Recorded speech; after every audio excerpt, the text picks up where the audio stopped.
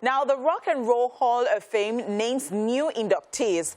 The 37th Annual Rock and Roll Hall of Fame induction ceremony is set to happen later this year. And as usual, a number of heavy hitters were announced. Despite initially opting to respectfully bow out of the nomination process, Dolly Parton is part of this year's diverse class. Rock hitmakers Pat Benatar and Nell Giraldo, new wave charts toppers Duran Duran, hip-hop heavyweight Eminem, synth-pop duo Eurythmics, country legend Dolly Parton, and R&B hitmaker Lionel Richie, and pop singer-songwriter Carly Simon lead the class of 2022. Dolly Parton, however, brought more attention to this year's process in March after she released a statement on social media saying, "I really do not want votes to be split because of me, so I must respectfully bow out." The country singer later said she'll be willing to accept if selected for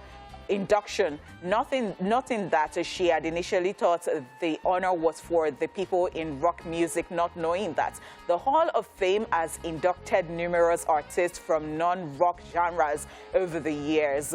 Just so you know, to be eligible for induction into the Hall of Fame as a performer, an individual artist or band must have released its first commercial recording at least 25 years prior to the year of nomination. The Rock and Roll Hall of Fame induction ceremony is set for November the 5th at Microsoft Theater in Los Angeles.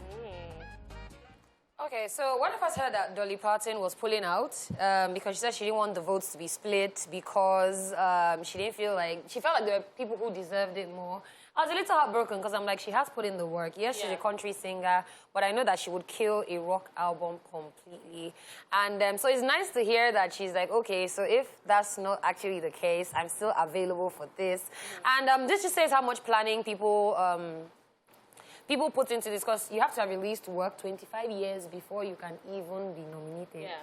Like, that's actually mad. Yeah, I mean, you can tell that there's intentionality with their decision. Yeah. Initially, I was also wondering Dolly Parton, rock and roll. So I think the thought process was quite normal to be like, okay, I don't want the attention, I don't want the votes to be split with people who are actually inside this genre. And you know, nowadays everybody's so sensitive. So you have to be careful, not that you now win an award and then people start dragging you. What about this person? What about that person? So I like the fact that she cleared the air on that. Yeah. So even people like us are knowing that, okay, people who are not in this genre can actually be a part of this process. So it was good she did that. And it's good that she's back, too. I just like the whole explanation so that people can understand, and Dolly Parton too can understand that.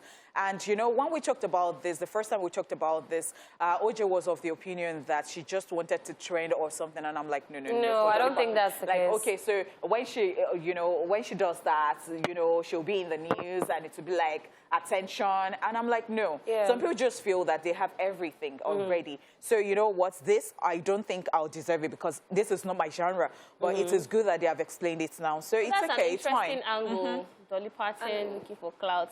And I'm like, Dolly Parton. That's a very interesting angle.